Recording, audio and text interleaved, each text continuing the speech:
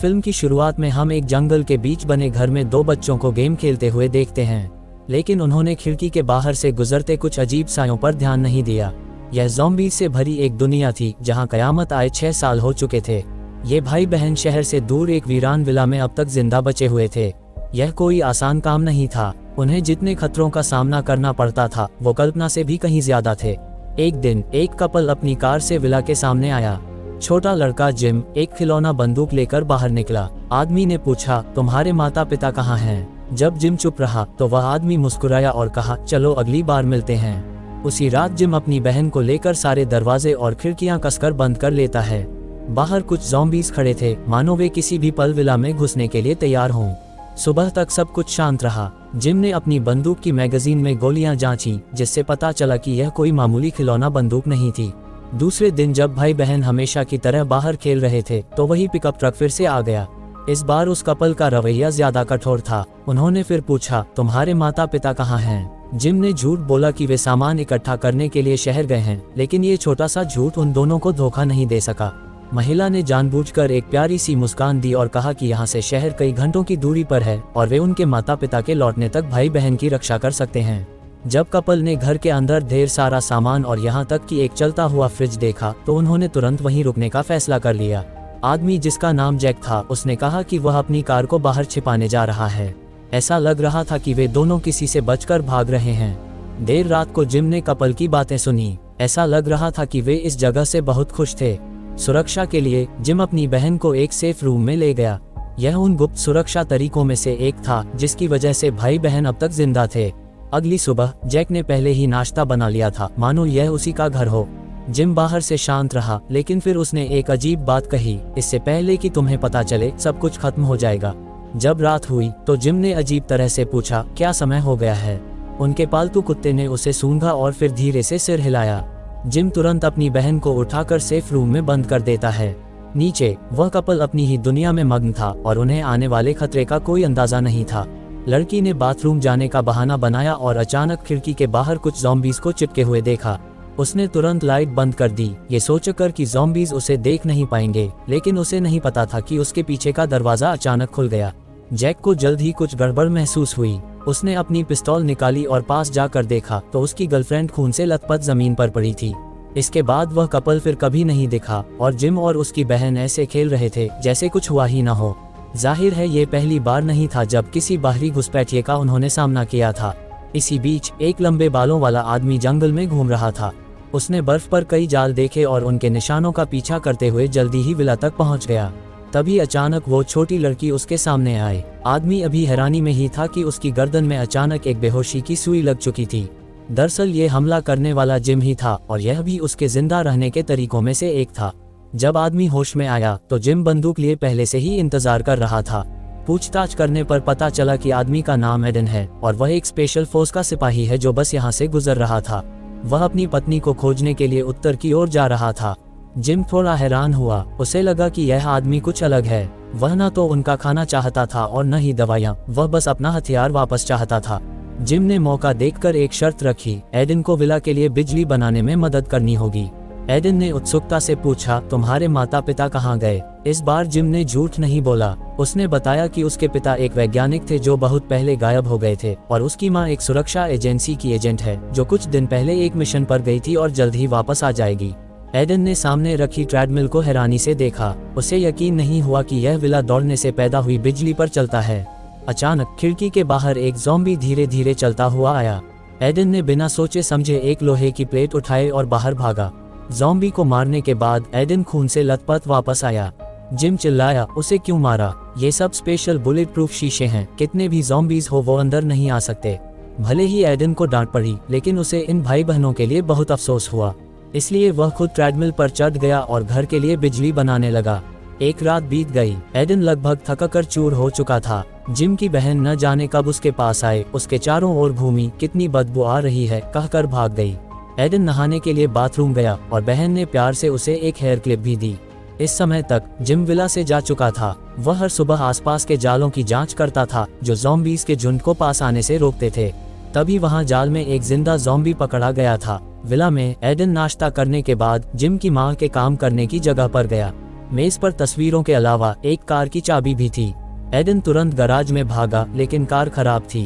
तभी कोने में एक कमरे ने उसका ध्यान खींचा। एडन ने सोचा कि यह एक टूल रूम है और जैसे ही वह अंदर जाने वाला था, बाहर से लौटे जिम ने उसे जोर से रोक दिया। एक दिन से ज्यादा साथ रहने के बाद भाई बहन को यकीन हो गया था कि एडन बुरा आदमी नहीं है, इसलिए वे सोने के लिए सेफ रूम में नहीं गए।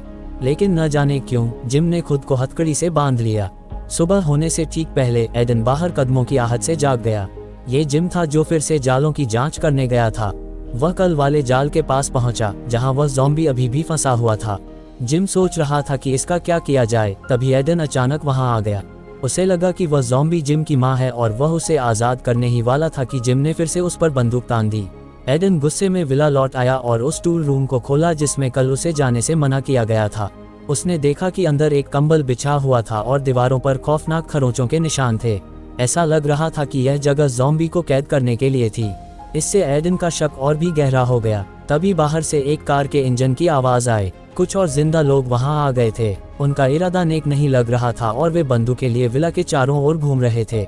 एडन के पास कोई हथियार नहीं था, इसलिए वह कुछ नहीं कर सका। बाहर से लौटा जिम भी बस दूर से देख सकता था। बहन दूसरी मंजिल की खिड़की पर खड़ी होकर हाथ हिला रही थी। जैसे ही लुटेरे उसे देखने वाले थे, एडन ने अचानक आकर उसे गोद में उठा लिया। जिम ने राहत की सांस ली। लुटेरों ने दरवाजे और खिड़कियां बंद पाईं और आखिरकार अपनी कार लेकर चले गए। इस घटना के बाद जिम का एडन पर भरोसा और बढ़ गया। उसने एडन का हथियार उसे लौटा दिया। एडन को लगा कि अब जाने का समय आ गया है, लेकिन उसे इस तरह से जाने का मन नहीं कर रहा था। हालांकि सपने में उसकी पत्नी की पुकार फिर से सुनाई दी। एडन ने जागने के बाद एक बड़ा फैसला किया। वह जिम और उसकी बहन को अपनी पत्नी की तलाश में साथ ले जाएगा।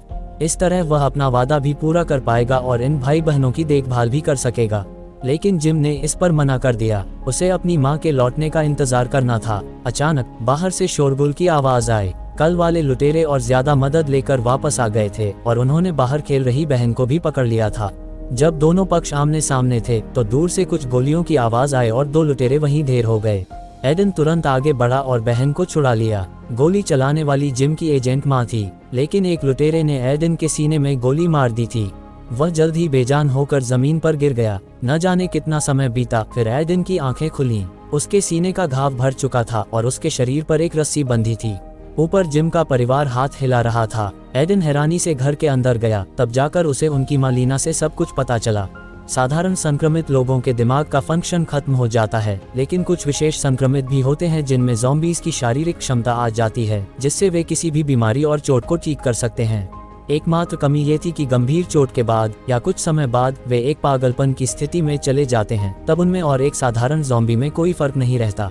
एडन ये सुनकर चौंक गया। क्या वो भी विशेष संक्रमित एडवांस ज़ॉम्बी बन गया था? लीना ने सिर हिलाकर हाँ कहा, वरना गोली लगने के बाद एडन मर गया होता, न कि कुछ देर के पागलपन के बाद अगले दिन ऐसे उठता जैसे कुछ हुआ ही ना हो।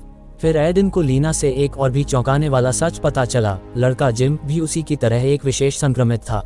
उस रात जो कपल मारा गया था, उसे पागलपन की हालत में जिम ने ही मारा था। तभी वह हर रात खुद को हथकड़ी से बांधकर सोता था। एडन हैरान था, क्या पागलपन के समय का अंदाजा नहीं लगाया जा सकता? लीना ने बताया कि जिम का पालतू कुत्ता खास तौर पर प्रशिक्षित है। पागलपन शुरू होने से ठीक पहले वह एक हल्की सी गंध से पहचान लेता है। एडन ने खरोंचों से भरे उस कमरे के बारे में सोचा। ये वही जगह थी जहां जिम को पागलपन के दौरे के समय रखा जाता था। अचानक दूर से एक कार की आवाज आई। लीना अपनी बेटी को लेकर कुछ लड़ाकों का सामना कर रही थी। वह उनके लीडर सफेद दाढ़ी वाले को पहले से जानती थी।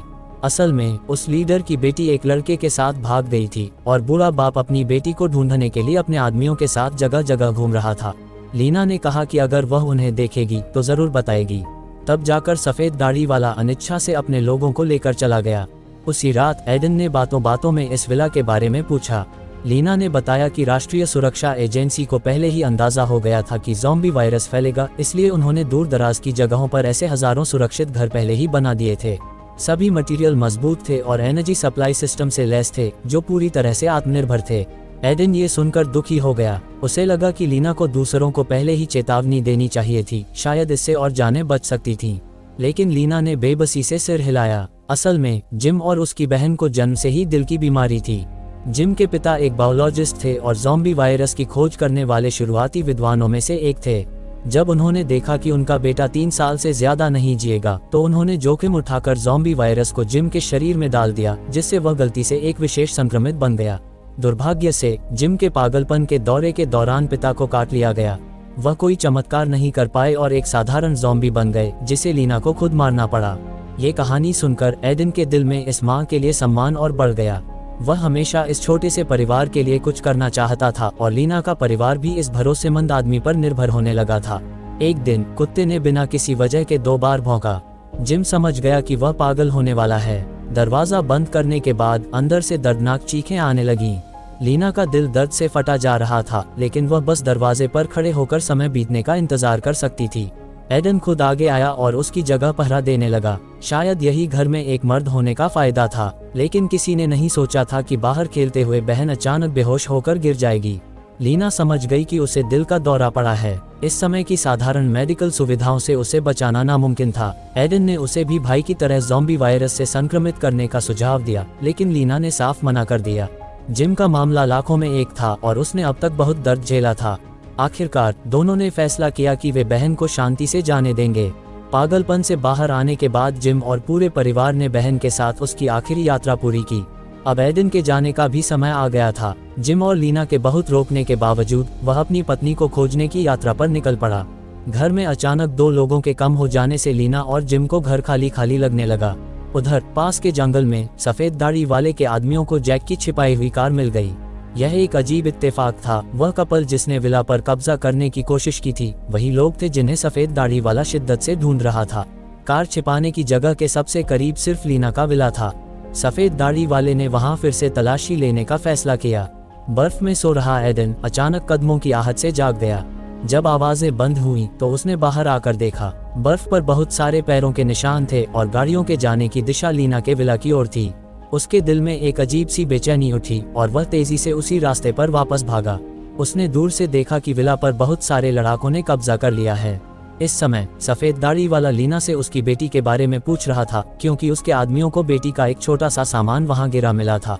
अब लीना के पास कहने के लिए कुछ नहीं था। दूसरी तरफ एडन चुपके से गार्डों से बचकर विला में घुसने में कामयाब हो गया। उसने जिम को किचन में छिपा हुआ पाया। दुश्मनों की संख्या पूछने के बाद एडन ने अपना हथियार निकाला और अंधेरे में चलता हुआ एक देवदूत बन गया, जिसने एक एक करके हर जगह तैनात गार्डों को खत्म कर दिया। लेकिन जब वह हॉल में पहुंचा तो कई बंदूकों ने उसके सिर पर निशाना साध लिया। लेकिन एडन ने जो किया उससे सब हैरान रह गए। उसने चाकू से अपना ही गला काट लिया। वहां खड़े लोग हैरान रह गए। सिर्फ लीना समझ गई कि एडन का इरादा क्या है। वह जिम को लेकर चुपचाप हॉल से बाहर निकल गई। जैसा कि अपेक्षित था, कुछ ही देर में एडन पूरी तरह से पागलपन की स्थिति में आ गया। वह एक अजेय महामानव की तरह लग रहा था, जिसने पल भर में सफेद दाढ़ी वाले और उसके आदमियों को खत्म कर दिया। लेकिन इस बार लीना ने उसे पहले से नहीं बांधा था, इसलिए उसे अपने बेटे के साथ विला से भागना पड़ा। एडन की दहाड़ ने आसपास के अनगिनत ज़ॉम्बीज को भी अपनी ओर खींच लिया। अगले दिन जब एडन जागा तो विला ज़ॉम्बीज द्वारा तहस नहस हो चुका था। उसे मेज पर लीना का छोड़ा हुआ एक खत मिला। माँ और बेटा उत्तर की ओर जा चुके थे। अगर किस्मत में हुआ तो वे शायद फिर मिलेंगे। एडन मुस्कुराया। उसने बहन की पसंदीदा गुड़िया उठाई, उसे अपनी पीठ पर लादा और उत्तर की ओर आगे बढ़ गया। दोस्तों, आपको ये ज़ॉम्बी वाली स्टोरी कैसी लगी कमेंट करके जरूर बताना।